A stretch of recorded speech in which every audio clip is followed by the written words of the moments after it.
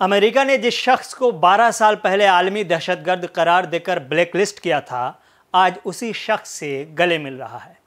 8 سال پہلے جس موسٹ وانٹڈ کے سر پر امریکہ نے $10 ملین کا انعام رکھا تھا، آج اسی شخص کی امریکہ تعریف کر رہا ہے اور دل کھول کر تعریف کر رہا ہے۔ یہ نہ کوئی اتفاق ہے اور نہ ہی کوئی معجزہ، یہ ایک سودا ہے اور بڑا ہی خطرناک سودا۔ اور اس وقت عالمی سطح پر جس لیڈر کے سودے بازی کا بازار گرم ہے، ان کو دنیا ڈونلڈ ٹرمپ کہتی ہے۔ آداب ناظرین، میں ہوں رحمت کلیم اور آپ دیکھ رہے ہیں بھارت ایکسپریس اردو۔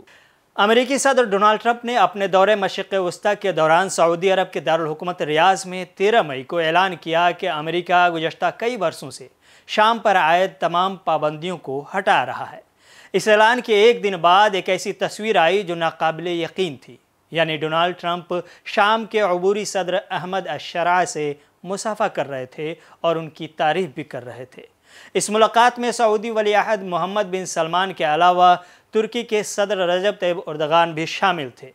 چونکہ امریکہ کو اس ڈگر تک لانے میں ان دونوں کا کردار غیر معمولی رہا ہے۔ دونوں کے اپنے اپنے مفادات ہیں، کچھ واضح ہیں اور کچھ غیر واضح۔ ترکی میں 30 لاکھ شامی پناہ گزین موجود ہیں جن سے اردغان پریشان ہے اور وہ اپنے ملک کو اس سے نجات دلانا چاہتے ہیں۔ محمد بن سلمان کی نظر اپنے اثر و رسوخ کو بڑھانے کے علاوہ بھی بہت ساری دوسری چیزوں پر ہے، لیکن بڑی بات یہ ہے کہ امریکہ اور اسرائیل اس پورے کھیل میں کس منصوبے کے ساتھ آگے بڑھ رہا ہے۔ شام پر امریکی پابندیوں کے خاتمے کے پیچھے ممکنہ خفیہ منصوبے کیا ہو سکتے ہیں؟ ٹرمپ ایک بزنس مین ہیں اور وہ اپنے مفاد کو ہمیشہ ترجیح دیتے ہیں۔ اسرائیل امریکہ کو استعمال کرتے ہوئے اپنا الو سیدھا کرتا رہا ہے اور آج بھی کر رہا ہے، لیکن سب سے بڑا سوال یہ ہے کہ امریکہ کے اس حیرت انگیز یو ٹرن کے پیچھے اسرائیل امریکہ کا خفیہ بلو پرنٹ کیا ہے؟ عالمی تجزیہ کاروں کی رائے سے یہ بات واضح ہے کہ اس فیصلے کے پیچھے کئی اسٹریٹجک مقاصد ہو سکتے ہیں، جن میں گولان کی پہاڑیوں پر اسرائیل کے کنٹرول کو مضبوط کرنا، ایران کے اثر و رسوخ کو کم کرنا اور مشرق وسطیٰ میں جغرافیائی سیاسی توازن کو تبدیل کرنا شامل ہے۔ اب ان تینوں پوائنٹس کو غور سے سنیے۔ نمبر 1، گولان کی پہاڑیوں پر اسرائیلی کنٹرول کی مضبوطی۔ اسٹریٹجک اور عسکری لحاظ سے گولان کی پہاڑیوں کی بے پناہ اہمیت ہے، کیونکہ یہ اسرائیل کے لیے شام اور لبنان کی سرحدوں پر نگرانی اور دفاع کا ایک اہم مقام ہے۔ اسرائیل نے 1967 کی جنگ میں اس علاقے پر قبضہ کر لیا تھا اور 1981 میں اسے الحاق بھی کر لیا، جسے عالمی برادری نے تسلیم نہیں کیا ہے۔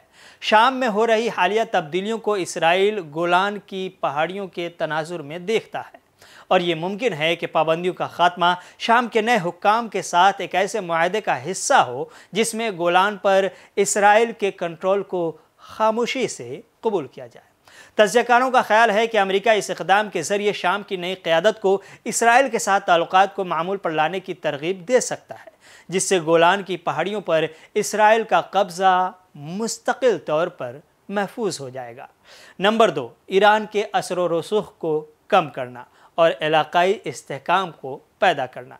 شام پر پابندیوں کے خاتمے کا ایک اور ممکنہ مقصد ایران کے علاقائی اثر و رسوخ کو کمزور کرنا ہے۔ ایران شامی حکومت کا اہم اتحادی رہا ہے اور اس کی فوجی موجودگی اسرائیل کے لیے ہمیشہ خطرہ سمجھی جاتی رہی ہے۔ ذرائع کے مطابق امریکہ نے شام سے جو مطالبات کیے ہیں ان میں غیر ملکی دہشت گرد گروہوں بشمول ایران سے منسلک گروہوں کو ملک سے باہر نکالنا اور داعش کے خلاف تعاون شامل ہے۔ پابندیوں کے خاتمے کو ملک شام کو ایران سے دور کرنے اور اسے امریکی اور اسرائیلی مفادات کے قریب لانے کی کوشش کے طور پر دیکھا جا رہا ہے۔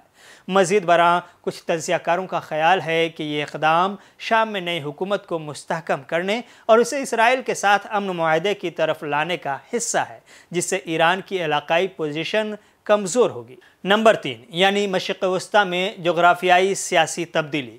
پابندیوں کا خاتمہ مشرق وسطیٰ کے جغرافیائی سیاسی ڈھانچے کو نئے سرے سے ترتیب دینے کی ایک بڑی حکمت عملی کا حصہ ہو سکتا ہے۔ کچھ تجزیہ کار یہاں تک کہہ رہے ہیں کہ شام میں بشار الاسد کی حکومت کا خاتمہ اور نئی قیادت کا ابھرنا گریٹر اسرائیل کے منصوبے کا حصہ ہو سکتا ہے، جس میں شام کے کچھ حصوں پر اسرائیل یا اس کے اتحادیوں کا کنٹرول شامل ہے۔ تاہم یہ نظریات قیاس آرائیوں پر مبنی ہیں۔ دوسری طرف کچھ ماہرین کا خیال ہے کہ امریکہ شام کو ایک ایسی ریاست بنانا چاہتا ہے جو اسرائیل کے ساتھ تعلقات کو معمول پر لانے اور خطے میں امریکی مفادات کی حمایت کرے۔ दावा यह भी किया जा रहा है कि बहुत जल्द शाम के नए रहनुमा ट्रंप से मुलाकात करके अमेरिकी कंपनियों को सरमायाकारी की पेशकश कर सकते हैं और इसराइल के साथ ताल्लुकात को मामूल पर लाने के लिए हामी भी भर सकते हैं। ये सब एक ऐसी हिकमत अमली की तरफ इशारा करता है जिसका मकसद खित्ते में इसराइल की बालादस्ती को यकीनी बनाना और अमेरिकी असर व रसूख को बहाल करना है। इन तमाम खुफिया मंसूबों के बीच एक खैर का पहलू ये भी है कि मुल्क शाम में दहाइयों बाद एक खुशगवार सुबह की उम्मीद जगी है। लाखों चेहरों पर मुद्दतों बाद हल्की सी मुस्कुराहट लौटी है। 90% से ज़्यादा शामी जो इंतहाई गुर्बत और ज़िल्लत की ज़िंदगी जीने पर मजबूर थे, उन्हें एक नई सुबह की हल्की किरण की हल्की हल्की रोशनी नज़र आने लगी है। एक नई ज़िंदगी और एक नया शाम देखने की तमन्ना पैदा होने लगी है।